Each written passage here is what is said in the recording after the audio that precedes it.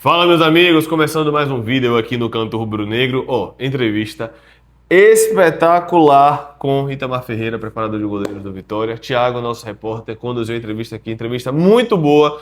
Itamar falou sobre absolutamente tudo, de verdade. Eu sempre digo que as entrevistas são boas, mas não é da boca para fora. Essa está espetacular, assista até o final. Confira, aperta no inscrever-se, deixe seu like e vamos que vamos. Assista que vale a pena, vou ficar repetindo, assista que vale a pena, meu Thiago. Muito boa entrevista. Já falo logo. Parabéns, Itamar, meu irmão. Muito obrigado. Parece o final do vídeo, mas é o começo. Confira. Fala nação, eu sou o Thiago Luiz, Canto Rubro Negro, deixa o like, se inscreva no canal.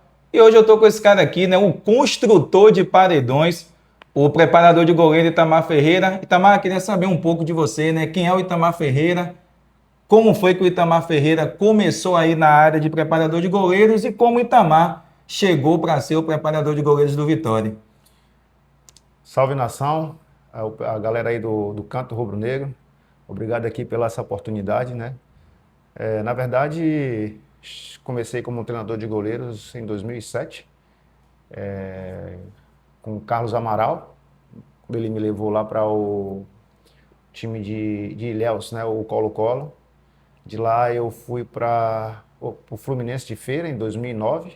Passei lá 2009, 2010, 2011, mas aí já era uma fusão do Bahia de Feira. E na oportunidade eu fiz 2010 e 2011 já no Bahia de Feira. A gente conseguiu fazer um belo trabalho lá em Feira de Santana com o Bahia de Feira. A gente fez um trabalho bacana com o Jair. A gente conseguiu um fato inédito aí no interior do estado, que foi colocar o Jair como 3 vezes o melhor goleiro do estado consecutivamente. E daí a gente conseguiu ser campeão baiano aqui mesmo contra o Vitória em 2011. Isso foi um fato assim que repercutiu muito na época, quando que era muito difícil as equipes do interior chegar. Salvo engano, acho que só o Colo-Colo tinha chegado em 2006 e a gente em 2011. Ainda bem que o futebol baiano cresceu e houve um maior equilíbrio, onde o Atlético de Lagoinhas aí conseguiu alguns títulos também, e isso é bom para o futebol. E na época, em 2012, Luciano Júnior era o treinador de goleiros aqui da base do Vitória. Estava saindo para o Atlético de Alagoinhas e fez um convite para mim, para deixar meu nome aqui na oportunidade. Era João Paulo, né? Que hoje é coordenador de base do Palmeiras. E tinha uma equipe maravilhosa aqui, né? Ângelo Alves, Carlos Amadeus, falecido, Hamilton Break, o Wesley, então, Wesley Carvalho. Então, uma equipe fantástica. Quando aqui cheguei em 2013, aprendi muito. Quando você vem de uma equipe do interior, não desmerecendo a equipe do interior, pelo contrário, eu sou muito grato ao Bahia de Feira, que me proporcionou até a faculdade, poder estudar lá na Faculdade Nobre Infam. Agradeço muito aí a Tiago e a seu Jodilton, que são os donos lá do Bahia de Feira. Mas você vem achando que você já sabe de tudo, que você conhece tudo, e quando você vem para o universo chamado Vitória, e eu me considero um felizardo em estar num lugar de muita responsabilidade. Naquele momento a minha ficha não tinha caído ainda, era mais um clube, e depois você chega no universo que é Vitória, um clube gigante, que formou goleiros do tamanho do Dida, que formou goleiros do tamanho do Fábio Costa, dentre outros. Vou passar aqui a eternidade falando aqui, com a obrigação de dar sequência na formação de goleiros. Isso a minha ficha não tinha caído, isso a minha ficha só cai depois, né, eu vim para um lugar que, assim, eu sou um felizardo, de uma responsabilidade imensa. E ao longo do tempo, já se vão 13 anos, né, nessa função e ajudando a formar os goleiros. Estava na base até 2018, quando o professor Mancini me chamou para fazer parte da equipe profissional, e por aqui estou até agora. Itamar, como é feito esse planejamento, né? Semanal?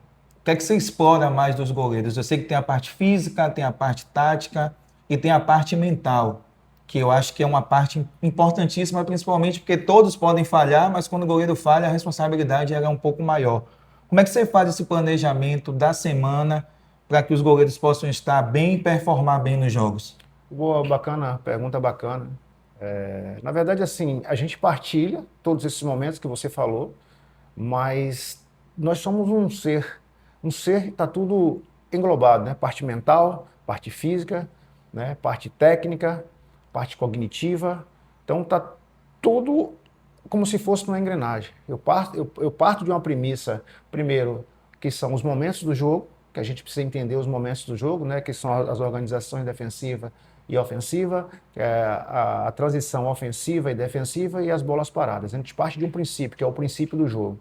Daí a gente monta uma periodização semanal de acordo com as características de cada goleiro, né? Porque você tem um goleiro com características que sai mais na bola, um goleiro que ele tem um repertório melhor para jogar com os pés, onde ele joga curto e enxerga longe. Então a gente analisa, como dizer assim, de uma forma contextual esse atleta, né? E a gente vai tentando melhorar, né, aquilo que ele pode melhorar, né? E vai potencializando aquilo que ele tem de bom. Dando um exemplo, primeiro eu tenho uma metodologia onde que eu trago muito recorte de jogo. Eu assisto muito jogo, muitos melhores momentos, eu assisto muito gols, né? Melhores momentos, por sinal, que a gente vê ali as ações do goleiro. Daquele jogo, daquela ação, eu faço um recorte de um treino. Por exemplo, se é um lance em que ele ficou parado e a bola desviou no pé de alguém, então eu procuro criar aquele desvio para que o goleiro faça uma velocidade de reação. Se no momento ele precisou de uma agilidade com velocidade, um deslocamento, uma transição de um poste para o outro, então eu crio aquela... Eu trabalho muito situacional, muita situação de jogo. A gente tem uma periodização que, no contexto, ela é física, que tem um momento do jogo que é físico. Ela é tática, porque ele precisa estar no lugar certo e na hora certa, ela é tática. E ela é mental, porque eu acho que é a premissa de tudo, além da capacidade de força, porque alguns autores falam que a capacidade de força ela é precursora de todas as outras atividades, todas as outras valências, né? Inclusive as tomadas de decisões, ela parte, se você não tiver capacidade de força bem treinada, você não vai conseguir tomar decisões. E a parte cognitiva e mental, principalmente, porque trago aqui alguns exemplos, né? O próprio Lucas Arcanjo, então, posso ser assim nesse momento, o carro-chefe nosso aqui. É um goleiro, se você me perguntasse qual o melhor ponto, o ponto de melhor destaque do Lucas, eu não ia falar a parte técnica nem física. Eu acho que a capacidade mental dele é fantástica, de sair de situações adversas de um jogo para outro. Eu não teria essa capacidade. Isso é dele. É treinável? É, mas até um certo limite. Ele é dele. Ele sai de um jogo, por exemplo, que já saiu daqui vaiado, de dentro do Barradão, para um jogo seguinte. Ele tem uma falha no jogo da Sul-Americana, né, uma bola fácil, onde ela quica lá. Lógico que teve a interferência do fator atmosfera, do fator campo, né, o ar era feito, uma bola mais rápida, que ele não estava... Mas não deixa de ser uma falha. E vem para um jogo de suma pressão, lá contra o Corinthians, né, na casa do Corinthians, e acaba sendo o melhor jogador em campo. Então, esse aspecto mental é uma característica do goleiro. E dentro de toda essa periodização, a gente vai os aspectos táticos, aspectos técnicos, aspectos físicos. Aí tem jogabilidade com os pés, a gente faz os cruzamentos, a gente faz a capacidade de força, daí vem para o situacional, velocidade de reação, tudo dentro de um planejamento dentro da semana, como eu te falei no início, respeitando as características individuais de cada um. Já que você trouxe o ponto do, perdão, do Lucas Arcanjo, no jogo aqui contra o Corinthians, ele acabou ali tendo uma lesão e naquele momento todos nós ficamos preocupados, né? O Thiago Couto vinha de um momento de inatividade e qual foi o papo ali, Itamar, com o Thiago Couto, que cresceu muito na reta final, e eu queria que você destacasse quem foi o Thiago Couto para você, nesse momento que teve toda essa situação, e o que você conseguiu potencializar do Thiago Couto para que ele pudesse crescer na reta final? Excelente pergunta. Bom, vamos por partes. Thiago Couto, assim, uma pessoa, um indivíduo extraordinário, um ser humano fantástico, que acreditava no meu trabalho. Só que eu não conhecia o Thiago Couto jogando, eu só conhecia o Thiago Couto treinando. E é muito diferente o jogar e o treinar. O Lucas lesiona, ele entra numa partida contra o Corinthians, logo de cara, uma defesa espetacular, e seguindo um lance questionável. Não dá para mensurar muito. Construímos a semana dele em cima daquilo que a gente imaginava que ele tivesse ou não tivesse, mas eu falo com muita propriedade daquilo que a gente imaginava, porque nada se compara à realidade do jogo, ok? E vamos para o jogo do Cruzeiro. E ali é que, como eu falei no início, é que a minha ficha cai. Eu falei, opa, o que é que eu tenho na mão, o que é que eu não tenho? E ali pude muito bem observar alguns aspectos que hoje eu posso contar tranquilamente. A gente notou ali primeiro a noção de controle de profundidade, né? Já culminava com a falta do ritmo. Mesmo sem ritmo, um goleiro que já vem jogado de Série B, de outras oportunidades, na minha opinião, poderia nos dar um posicionamento melhor. Lógico que a parte de estar tanto tempo sem jogar influenciou, mas ele também já tinha participado digamos, de 45 de um tempo e mais talvez 10, 12 de outro, já cria uma gordura. As noções de posicionamentos de bolas diagonais, principalmente de pé dominante e pé não dominante, que são duas variações. O cara que entra pelo lado direito, que ele é destro, o posicionamento é outro. Quando ele traz para o posicionamento de pé não dominante, o posicionamento já tem que mudar. Isso ele não me mostrou dentro do jogo do Cruzeiro. E voltamos para o segundo tempo, se eu não me engano, a gente estava tomando 3-0. No meu entendimento, com 3-1 já estava no primeiro tempo, assim, deixou um pouco a desejar. E aí a gente foi construindo durante ao tempo que ele esteve com a gente. Fez um baita segundo tempo, a gente poderia até ter sofrido, né? E ali eu consegui entender que ele tinha potencial para umas coisas, né? E precisava desenvolver outras. Então, no contexto a capacidade, a parte tática de Thiago Couto precisava ser explorada. Ele tinha uma técnica muito, muito bacana, uma bola aérea fantástica, um dos poucos que eu vi de bola aérea, né? Ele já tinha isso e a técnica. E eu precisei ajustar a parte tática. Justamente no início eu falei, a parte tática é saber onde está na hora que está. A gente fez alguns treinos de controle de profundidade, né? Construir, inclusive, eu mostro até no meu Instagram aí, eu construindo aquilo, construir uns funis com fitas para saber se essa bola vem do meio, se ela estiver saindo, você recua, encaixa aqui. Se ela estiver dos lados, se ela estiver entrando, você pode adiantar. E isso ficou evidente uma semana. Ou seja, eu também tenho um cara que tem uma capacidade mental fantástica. Eu já posso agregar isso porque ele vem de um jogo ruim. E ele vem para um jogo contra o Internacional dentro de casa, que ele, no controle de profundidade, ele é fantástico. Já começa a me dar o controle de profundidade, já começa a me dar um pouco de parte tática. E aí foi mais o ritmo, né? A gente sai para jogar contra o Palmeiras, e ali eu falo, consegui encaixar alguma coisa, porque na verdade eu tinha pouco tempo, né? Não podia explorar tanta capacidade física dele, porque era jogo em cima de jogo e tinha o temor da lesão, né? A lesão muscular, que graças a Deus não conheço esse aspecto aqui na parte de treinamento, lesão muscular, que as outras lesões que aconteceram aqui no clube são lesões de trauma, e eu não tenho controle sobre isso. E a gente conseguiu ver ali que a gente conseguiu colocar a parte tática.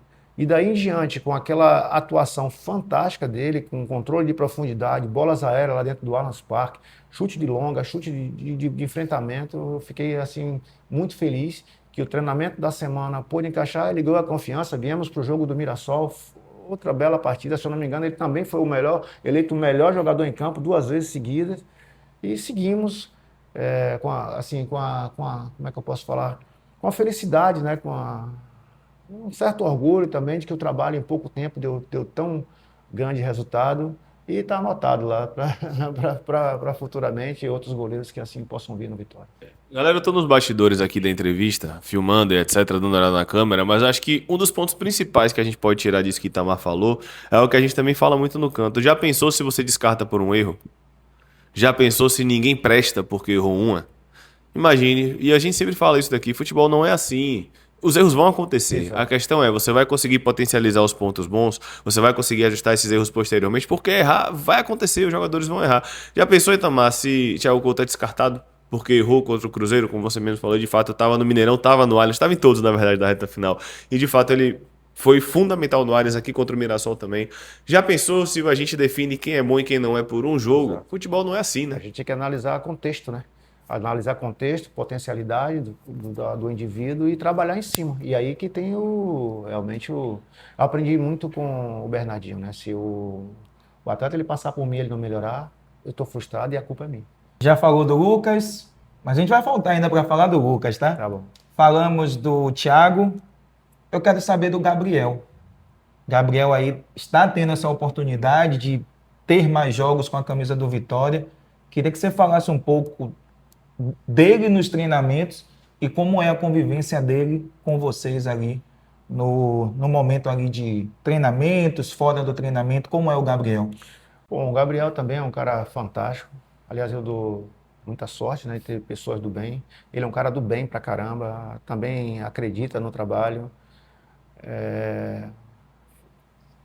E eu volto pela premissa também, né? Eu conheço o Gabriel pouco jogando também, vi mais pelo esporte, em outro contexto, em outro cenário, que é diferente o cenário, né? Eu falo muito que o Barradão tem um peso incrível, digamos que tem um número elevado a uma potência X, que talvez em outros clubes não tenha por conta daqui do Barradão. Eu sei muito bem que é esse, fui goleiro da base daqui, estou aqui há muito tempo, eu reconheço muito bem o peso. Conheço ele jogando pouco aqui no Vitória e estou nessa mesma premissa, estou aprendendo a conhecer ele mais de perto, dos treinamentos. Tem características também muito positivas, né? Um jogo com os pés fantástico, ele tem um jogo com os pés fantástico, tem uma batida, tem uma potência maior até talvez do que o próprio Thiago. Então tem muita qualidade, tem muita coisa para a gente potencializar, como também tem algumas coisas a melhorar. Então essas coisas a melhorar, a gente tem anotado e está trabalhando isso no dia a dia. Lá na frente, talvez em outra entrevista a gente possa citar, que não é o momento para citar os pontos que ele precisa melhorar. Como eu falei aqui do Thiago, a gente tem anotado e vamos esperar, né, a sequência de jogos. Eu acho que nada melhor do que a sequência de jogos. Goleiros vão errar, mas a frequência com que eles erram é que determina em que local ele vai jogar. Então a gente tem analisado e anotado e vamos lá. Ele está na segunda partida, se eu não estiver enganado, né? Jogou uma contra a Juazeirense, jogou o Bavi e jogou a terceira partida, né? Então, assim, tem bons números, espero que ele consiga dessa sequência e ser mais um aí para nos ajudar durante a temporada. O Vitória fez um planejamento esse ano de dar mais oportunidades aos garotos da base, né? E eu quero trazer o ponto do Yuri. Ano passado tinha feito 3 jogos, esse ano os 3 jogos dele foi muito bem. E na coletiva aqui contra a Juazeirense, o Jair Ventura exaltou o seu trabalho. A gente também não pode esquecer o trabalho do Paulo Mussi também. Lógico. E eu queria que você falasse um pouco, né? Tanto dessa evolução do Yuri e como vocês também recebem lá ele 1000 vezes, esse elogio aí, né, do professor Jair Ventura. Vamos lá. Foi bom você tocar no assunto do Paulo Mussi, porque às vezes eu venho aqui e venho representar uma equipe, né? Na verdade, por trás de mim, lá ele 1000 vezes, como diz você, tem uma equipe que nos ajuda muito, né? Tem lá o Robert na academia, onde eu passo as valências a serem treinadas quem pratica ele. Antes disso, eu já fui lá na fisiologia com o Rafael Dalto e toda a sua equipe, né? Com os testes lá de fisiológico, o que pode, o que não pode fazer. A minha priorização era montada em cima lá, a equipe do Rafael Dalto, da fisiologia. E aí eu vou para a nutrição, né? Com a doutora Karina e doutor Pedro, que são os responsáveis pela nutrição, quem está acima do peso, quem não está, para dar performance. Daí eu tenho que ressaltar também o pessoal da análise, chefiado por André Mendes, né? Tem o Rafael, tem todo mundo, onde eu passo também antes de montar meu treino, para saber o jogo, o exemplo, a gente vai jogar contra o Palmeiras, o que é que ele tem de, o que é que o time dele faz mais, faz menos, onde pode ser mais exigido. Então, é todo um contexto, né? Não pode ser assim, é só o trabalho de Itamar, eu sozinho aqui não vou fazer nada, eu sou apenas uma ferramenta, assim como todas as pessoas que foram citadas aqui. E voltando para o assunto do Yuri Sena. Yuri Sena é digamos, um garoto que ainda não amadureceu o suficiente, né? Ou ele talvez não tenha entendido até ano passado o que significa ser goleiro do Vitória, né? Porque ser goleiro do Vitória não significa chegar aqui, entrar no campo no dia do jogo e ir bem apenas. Não. Eu digo muito que os goleiros do Vitória, na atualidade, precisa ter um perfil de defender as bolas fáceis, um perfil de defender as bolas difíceis e pegar algumas impossíveis. Hoje o nosso momento é parte dessa premissa. Se não for assim, nós não vamos conseguir os êxitos. E foi assim provado ao longo de 4 anos que né? Foi assim com o Dalton, foi assim com o Lucas Arcanjo, foi assim com o Thiago Couto e tudo mais. Então, para que isso aconteça, eu preciso dar um algo a mais sempre, né? E esse algo a mais, ele vem nos dando durante esse tempo e a resposta está no campo, não tem segredo. Eu parto sempre de um pensamento, né? A gente precisa ser apaixonado pelaquilo que a gente faz. Sem paixão a gente não consegue nada, não consegue namorar sem paixão, não consegue fazer nada, nada. Então o trabalho você tem que vir para cá apaixonado, independente de dinheiro, independente de premiação, independente de nada. Tem que ser apaixonado pelo que faz, amar o que faz. E eu trago uma fala do Bernardinho, né? Dá sempre um algo mais, né? Chegar cedo depende de quem? Depende de você, né? Treinar um pouco mais depende de quem? Depende de você. E o resultado, na verdade, do campo que é dele, depende dele. E quando ele aqui não esteve, também dependeu dele. Graças a Deus ele tem amadurecido, né? E já está entendendo como são os processos e a resposta está aí. Espero que ele continue nessa toada e seja mais um representante aí do Vitória, de goleiros do Vitória, que é um lugar assim, de muita responsabilidade. Ano passado, o Vitória viveu acho que é o ar-condicionado. Viveu um ano atípico, né? Por várias questões e principalmente por ter 4 treinadores no ano. Quando isso acontece, o que é que muda no seu trabalho? A filosofia do seu trabalho muda? O treinador te pede algo específico para que venha condizer ali com o estilo de jogo que ele gosta? Como é que funciona aí também essa questão? Porque os jogadores falaram muito na zona mista, né?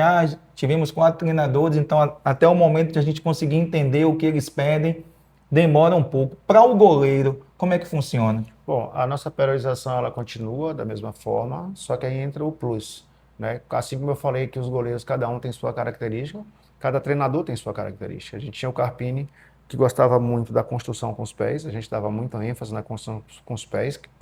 O Carpini, ele gosta de tirar a bola, desculpa, ele gosta de jogar, ele necessita de um goleiro que jogue curto, que enxergue longe nos momentos certos, uma boa tomada de decisão. Então tem um plus do jogo com os pés. Tínhamos o Léo Condé, que não estruturava o time tanto quanto ao jogo com os pés, era mais se desse, se o time jogasse baixo, a gente já saía num passe mais curto ali, sem muita tomada de decisão, e precisava de um goleiro mais potente, com uma bola longa mais precisa. Então a gente trabalha em cima dessa premissa.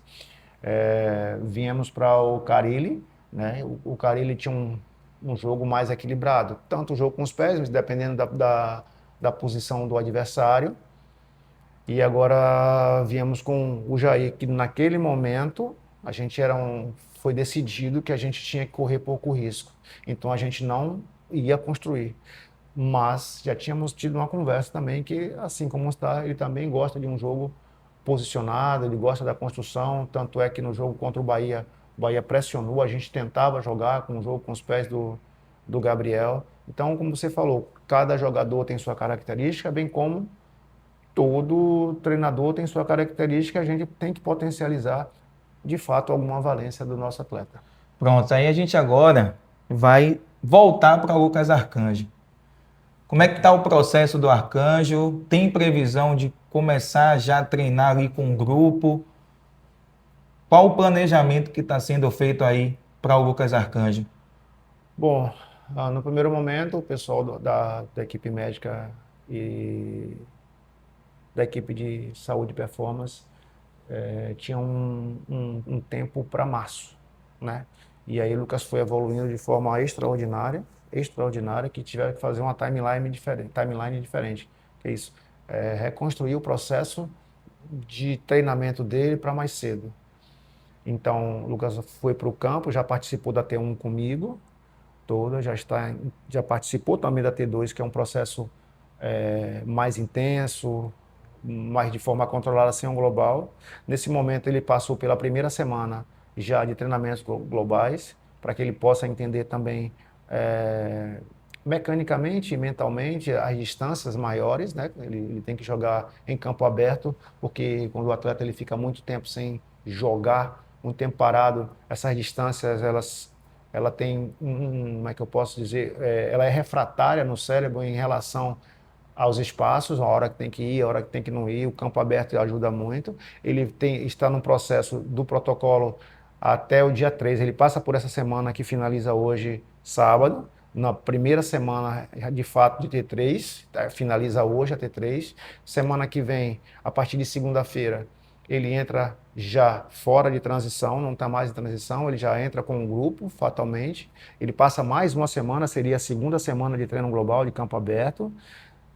E a partir do dia 3, ele tem uma ressonância de controle e acho que para a semana ele já está disponível para ficar junto do grupo. Eu acho fantástico, um cara que fez uma cirurgia e, se eu não me engano, 2, 3 meses estava de muleta, né? E assim, fantástica capacidade de recuperação. E parabenizar também o departamento médico, né, e a equipe de fisioterapia, todo o DM aí do Esporte Clube Vitória. Itamar, a gente viu aí o Ezequiel na Copinha, principalmente aquele jogo contra o Palmeiras que ele fez chover, né? Como é essa interação entre o treinador profissional e o treinador da base, né? Como é feita essa projeção de trazer o menino da base para começar a treinar com o time profissional? Pergunta bacana também, que às vezes quem está no bastidor não consegue acompanhar essa situação. Naquele momento que Ezequiel chegou para a gente, eu não estava com a cabeça focada, eu não estava com o olhar para o Ezequiel. Não tinha como. Naquele momento eu tinha que focar no Thiago Couto e focar nas questões de quem ia, do Yuri Senna. Ele foi solicitado para compor o grupo, né, na saída do Lucas, foi pedido um goleiro da base. E aí, assim, o nosso trabalho, no caso meu e do Paulo Múcio, ele é bem partilhado, né? Eu fico com a construção, com a montagem do treino, com a metodologia, com os métodos, né, didática, tudo isso, esse processo é meu, e ele dá esse suporte, ele apoia. E quem colocou o olho assim no Ezequiel e disse assim, Ferreira, esse menino aí, ele é da base, mas ele tem muito potencial. Deixa ele aqui. Eu falei, tá, meu nome é trabalho, deixa ele aí. E ele foi, né, inserindo no processo do dia a dia aqui com a gente e tal. E aí, coincidentemente, foi o momento que Davi também lesionou o ombro, precisou de um goleiro para jogar, que era ele que estava treinando aqui, e coloca o Ezequiel. Então no caso, o suporte, né, do olhar, de ter o potencial, estava ali do meu lado, e foi falado, vai treinar, e foi jogando, e agora a gente acabou na Copinha com uma excelente partida dele, ele faz parte aqui do nosso dia a dia, e está evoluindo bem, e a gente ganhou mais um goleiro, né? Quem sabe mais uma dor de cabeça aí pra gente, né? Vamos embora. Já está aqui inserido no grupo, vai disputar o Campeonato Brasileiro, um jovem ainda pelo Sub-20, Série A, um belíssimo trabalho aí também do Ricardo Amadeu, né? Lá em cima com a base, formando também, quem sabe não estamos formando aí um novo Lucas Arcanjo, né? Qual o maior desafio para ser preparador de goleiros? País. Conciliar tudo isso que eu falei aqui com estudo, né? Porque as pessoas só nos veem no campo, mas para você preparar um treino, você precisa estudar muito. Eu estudo muito. Eu dou sempre algumas horas de estudo à noite, quando eu chego, e conciliar isso com a família ainda, quando chega em casa. Eu acho que esse é o maior desafio, para você entregar a performance, dar conta da família e estudar, né? Eu tenho buscado muito, né, mesmo porque treinamento de performance ele é muito chato, é muito repetitivo, e você tá sempre temos que estar sempre inovando, tem que estar sempre trazendo uma coisa nova. Eu tenho por característica sempre trazer uma novidade, um movimento, um boneco, um desvio, uma rampa, uma situação diferente, para que não foge nada tipo de um cruzamento, não foge nada do objetivo do contexto final, mas para que entre nesse aspecto motivador. Acho que motivar e estudar é o grande desafio. Já que você falou, essa semana eu vi no Instagram, acho que foi no seu Instagram, você fazendo um treinamento na academia com uma bolinha, né? E aí jogava na parede e o goleiro tinha que pegar com a mão só, né? Qual o propósito daquele treinamento? Bom, ali nas imagens não ficou muito claro, mas lá Quando a gente descreve lá, esqueci o nome, vocês estão da rede social. Na legenda lá ficou bem explicado. Ali é a capacidade de resolução de problemas. Ali existem três tipos de bola. Uma bola que quando ela quica no chão, ela produz uma cor. Aquela bola, ela produz três tipos de cores, né? A azul, a verde e a vermelha. Então a gente trabalha ali a coordenação motora óculo manual, fina, com a mão. Quando a gente joga uma bolinha de tênis, ele tem que ser coordenado fino, óculo manual. E quando soltar, aí eu estou provocando uma distribuição de atenção, porque o jogo ele te propõe uma distribuição de atenção. Quando eu solto uma bola de uma cor, cada um deles ele tem uma cor para pegar, a outra cor ele não vai, ou seja, um tipo de bola que não é dele, ele não precisa ir. Eu estou treinando ali cognitivamente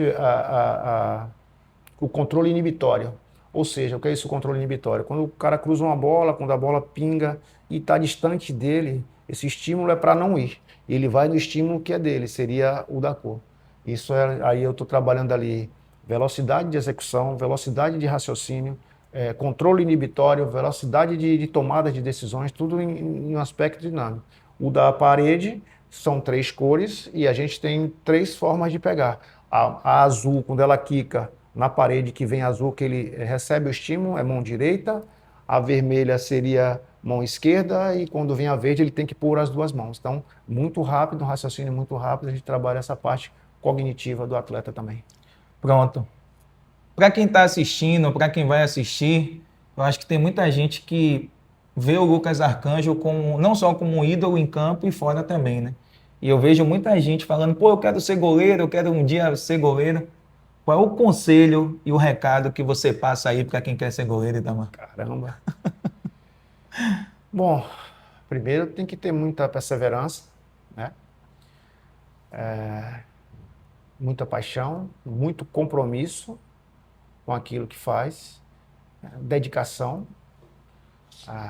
acreditar no seu potencial, acreditar e respeitar no professor, que o professor, o treinador de goleiro, ele vai querer sempre o seu melhor e às vezes tem um questionamento porque para ele é melhor aquilo.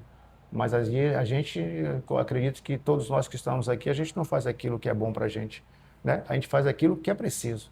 E a gente não sai de casa e diz, pô, vou fazer isso aqui é melhor. Muitas vezes a gente faz algumas coisas que não é bom para a gente, mas a gente precisa fazer, né? Então, precisa ter a dedicação, resiliência, perseverança, paixão pela profissão e treinar. Não tem segredo. É treinar e esperar e aproveitar a oportunidade da melhor maneira. Queria que você relatasse um momento complicado que você teve, não precisa dizer o nome do atleta, que você teve que ter um pouco mais de rispidez, ter tomado uma decisão mais severa aí. Cara, eu nunca precisei disso. Honestamente, as minhas relações, tanto do quanto eu relatei aqui do Bahia de Feira, quanto do Vitória, eu nunca precisei, em momento algum, ser ríspido. Mas, assim, teve momentos de estresse, né, teve momentos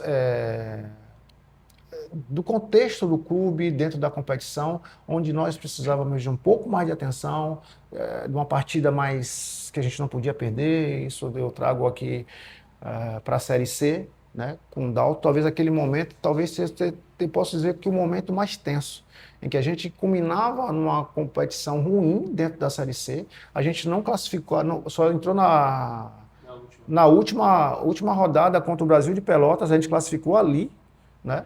E eu acho que ali seria assim um momento que eu pudesse estar mais, como é que eu posso dizer, não é nem ríspido, é que eu pudesse estar assim mais sério, mais tenso, mais próximo, mais cobrando mais, digamos que assim. Mas sempre de uma forma suave, de uma forma respeitosa e sabendo que ali tem um ser humano também. Só mais 2 perguntas para finalizar. A primeira, como é que você enxerga o carinho do torcedor do Vitória com você? É nítido. Eu sempre fico ali na cabine ligado quando você entra em campo, eu fico prestando muita atenção e eu vejo esse carinho do torcedor com você.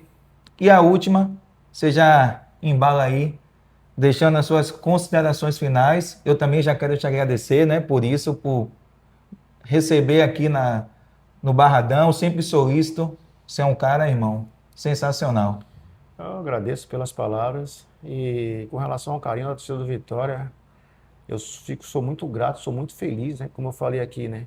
Eu vim para um lugar que é formador de goleiros e do tamanho do Dida, né? Do tamanho do Fábio Costa. E de uma responsabilidade muito grande, e fico feliz com todo o carinho que a torcida do Vitória tem para comigo. Isso chama-se reconhecimento do trabalho, fico feliz por esse reconhecimento.